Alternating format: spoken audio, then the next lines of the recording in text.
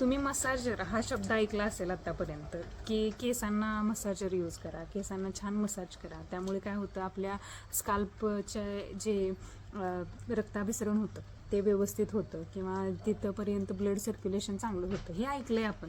पण ते मसाजर काय असतात, ते कसे यूज करायचे असतात, मार्केटमध्ये अशा टाईपचे मसाजर्स येतं.